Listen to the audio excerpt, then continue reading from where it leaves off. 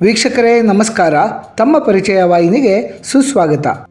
ಆತ್ಮೀಯರೇ, ಗಣಪತಿ ದೇವರು ನಮ್ಮ ಸನಾತನ ಹಿಂದೂ ಧರ್ಮದಲ್ಲಿ ಮೊದಲ ಪೂಜೆಗೆ ಅರ್ಹರಾದಂತಹ ದೇವರು. ಯಾವುದೇ ಶುಭ ಕಾರ್ಯ ಹಾಗೂ ಪೂಜೆಗಳನ್ನು ಪ್ರಾರಂಭ ಮಾಡುವ ಮೊದಲು ಗಣೇಶ ದೇವರನ್ನೇ ಪೂಜೆ ಮಾಡಲಾಗುತ್ತದೆ. ಗಣೇಶ ದೇವರು ವಿಘ್ನ ವಿನಾಶಕರಾಗಿರುವುದರಿಂದಲೇ ಗಣೇಶ ದೇವರನ್ನು ಪೂಜಿಸುವುದರಿಂದ ಜೀವನದಲ್ಲಿ ಎದುರಾಗುವಂತಹ ಎಲ್ಲ ಬಿಕ್ಕಟ್ಟುಗಳನ್ನು ಸಹ ಗಣಪ ದೇವರು ನಿವಾರಿಸುತ್ತಾರೆ.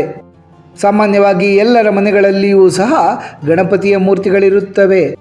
ಸಾಮಾನ್ಯವಾಗಿ ಜನರು ಗಣೇಶ ದೇವರ ವಿಗ್ರಹದಲ್ಲಿ ಸೊಂಡಿಲು ಎಡಗಡೆ ಇದೆಯೋ ಅಥವಾ ಬಲಗಡೆ ಇದೆಯೋ ಎಂದು ಗಮನಿಸುವುದಿಲ್ಲ. ಗಮನಿಸಿದರೂ ವಿಶೇಷವೇನಿಲ್ಲ ಎಂದು ಸುಮ್ಮನಾಗಿ ಬಿಟ್ಟಿರುತ್ತಾರೆ. ಆದರೆ ಗಣಪತಿ ಪೂಜೆಯಲ್ಲಿ ಸೊಂಡಿಲಿಗೆ ಸಂಬಂಧಪಟ್ಟಂತೆ ನಿಯಮಗಳಿವೆ. ಇಷ್ಟಕ್ಕೂ ಗಣಪತಿ ದೇವರ ಸೊಂಡಿಲು ಬಲಕ್ಕಿದ್ದರೇನರ್ಥ ಅಥವಾ ಎಡಕ್ಕಿದ್ದರೇನರ್ಥ? ಬನ್ನಿ, ನಮ್ಮ ಪ್ರಸ್ತುತ ಸಂಚಿಕೆಯಲ್ಲಿ ಗಣಪನ ಸೊಂಡಿಲಿಗೆ ಸಂಬಂಧಪಟ್ಟಂತೆ ಇರುವಂತಹ ಗೊಂದಲಗಳಿಗೆಲ್ಲ ಸೂಕ್ತ ಉತ್ತರಗಳನ್ನು ಕಂಡುಕೊಳ್ಳೋಣ. ಗಣಪತಿಯನ್ನು ಸಾಮಾನ್ಯವಾಗಿ ಎಡಮುರಿ ಹಾಗೂ ಬಲಮುರಿ ಗಣಪತಿ ಎಂದು ಕರೆಯುವುದುಂಟು. ಗಣಪನ ಸೊಂಡಿಲು ಎಡಕ್ಕೆ ತಿರುಗಿದ್ದರೆ ಎಡಮುರಿ ಗಣಪನೆಂದು, ಬಲಕ್ಕೆ ತಿರುಗಿದ್ದರೆ ಬಲಮುರಿ ಗಣಪನೆಂದು ಕರೆದು ಪೂಜಿಸಲಾಗುತ್ತದೆ. ಬಲಮುರಿ ಗಣಪನನ್ನು ಜಾಗೃತ ಗಣಪತಿ ಎಂದು ಉಲ್ಲೇಖಿಸಲಾಗುತ್ತದೆ. ಆದರೆ ಬಲಮುರಿ ಗಣೇಶ ದೇವರ ವಿಗ್ರಹಗಳು ಕಂಡುಬರುವುದು ಬಹಳ ಅಪರೂಪ. ಸಾಮಾನ್ಯವಾಗಿ ಎಲ್ಲೆಡೆ ಎಡಮುರಿ ಗಣೇಶ ಮೂರ್ತಿಗಳನ್ನೇ ನಾವು ನೋಡಿರುತ್ತೇವೆ. ಬಲಮುರಿ ಗಣಪನ ಮೂರ್ತಿಗಳು 100ಕ್ಕೆ 1-2 ನಮಗೆ ಕಂಡುಬರುತ್ತವೆ. ಸಾಮಾನ್ಯವಾಗಿ ಬಲಮುರಿ ಗಣೇಶ ದೇವರ ಮೂರ್ತಿಗಳನ್ನು ಮನೆಗಳಲ್ಲಿ ಇಟ್ಟು ಪೂಜೆ ಮಾಡುವುದಿಲ್ಲ. ಕೆಲವು ದೇವಸ್ಥಾನಗಳಲ್ಲಿ ಮಾತ್ರ ಬಲಮುರಿ ಗಣಪತಿಯ ಮೂರ್ತಿಗಳು ನಮಗೆ ಕಂಡುಬರುತ್ತವೆ. ಮನೆಯಲ್ಲಿ ಪೂಜಿಸಲು ಎಡಮುರಿ ಗಣಪತಿಯೇ ಸೂಕ್ತ ಎಂಬ ನಂಬಿಕೆ ಇದೆ.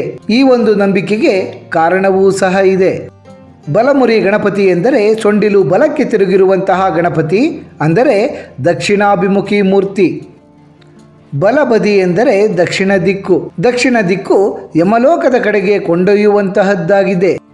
ಗಣಪತಿಯ ಬಲಭಾಗದ ಸೊಂಡಿಲು ಎಲ್ಲ ಲೌಕಿಕ ಸುಖಗಳಿಂದ ಮುಕ್ತಿ ಹಾಗೂ ಮೋಕ್ಷವನ್ನು ಬಿಂಬಿಸುತ್ತದೆ. ಕುಟುಂಬ ಹೊಂದಿರುವಂತಹ ಜನರು ಕರ್ತವ್ಯಗಳನ್ನು ಹೊಂದಿರುವುದರಿಂದ ಹಾಗೂ ಲೌಕಿಕ ಜೀವನದ ಸಂತೋಷಗಳನ್ನು ಬಿಟ್ಟುಕೊಡಲು ಸಾಧ್ಯವಿಲ್ಲದ ಕಾರಣ ಬಲಮುರಿ ಗಣೇಶ ದೇವರ ವಿಗ್ರಹಗಳನ್ನು ಮನೆಗಳಲ್ಲಿ ಸಾಮಾನ್ಯವಾಗಿ ಪೂಜಿಸುವುದಿಲ್ಲ. ಇನ್ನೊಂದು ವಿಶೇಷತೆ ಎಂದರೆ ಬಲಬದಿಯಲ್ಲಿ ಸೂರ್ಯನಾಡಿ ಇರುತ್ತದೆ. ಸೂರ್ಯನು ಹೇಗೆ ಸೃಷ್ಟಿಸಬಲ್ಲನೋ ಹಾಗೆಯೇ ನಾಶ ಮಾಡಬಲ್ಲ.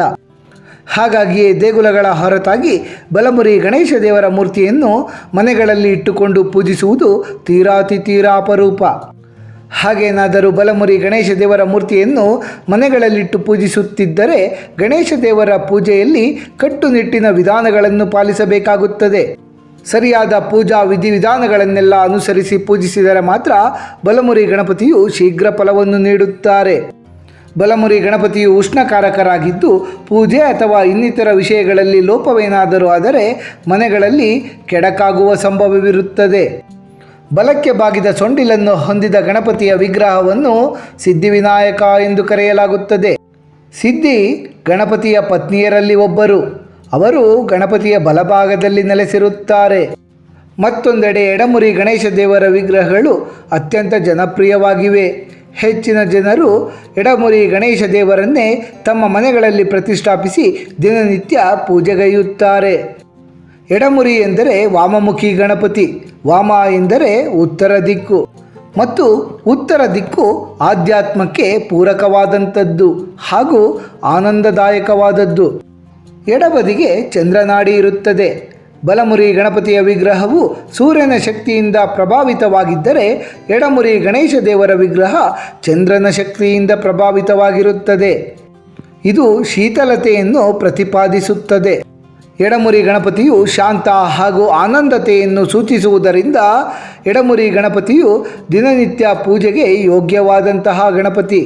ಮನೆಯಲ್ಲಿ ಎಡಮುರಿ ಸೊಂಡಲಿನ ಗಣಪತಿಯ ಮೂರ್ತಿಯನ್ನು ಪ್ರತಿಷ್ಠಾಪಿಸಿ ಪೂಜೆ ಮಾಡುವುದರಿಂದ ಮನೆಗಳಲ್ಲಿ ಸುಖ ಶಾಂತಿ ಸಮೃದ್ಧಿ ಮನೆ ಮಾಡುತ್ತದೆ.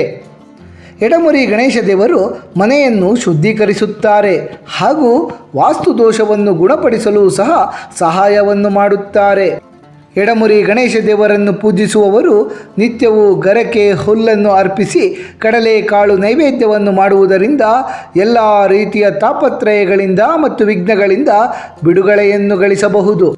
ಆತ್ಮೀಯ ವೀಕ್ಷಕರೇ, ಈ ದಿನದ ವಿಶೇಷ ಸಂಚಿಕೆಯಲ್ಲಿ ಬಲಮುರಿ ಗಣೇಶ ದೇವರು ಮತ್ತು ಎಡಮುರಿ ಗಣಪತಿಯ ವಿಗ್ರಹದ ಕುರಿತು ಹಲವು ವಿಶೇಷ ಮಾಹಿತಿಗಳನ್ನೆಲ್ಲ ತಿಳಿದುಕೊಂಡ ನಮಗೆಲ್ಲರಿಗೂ ಆ ಭಗವಂತನ ಕೃಪಾ ಕಟಾಕ್ಷ ಸದಾಕಾಲ ಇರಲೆಂದು ಕೋರಿಕೊಳ್ಳುತ್ತಾ ಈ ಕಿರುಪರಿಚಯದ ಸಂಚಿಕೆಯನ್ನು ಮುಗಿಸುತ್ತಲಿದ್ದೇವೆ. ವೀಕ್ಷಕರೇ, ನಿಮಗೆ ಈ ವಿಡಿಯೋ ಇಷ್ಟವಾಗಿದ್ದಲ್ಲಿ ಲೈಕ್ ಮಾಡಿ, ಶೇರ್ ಮಾಡಿ ಮತ್ತು ಸಬ್ಸ್ಕ್ರೈಬ್ ಮಾಡಿ ಹಾಗೂ ಬೆಲ್ ಬಟನ್ ಒತ್ತುವುದನ್ನು ಮರೆಯಬೇಡಿ.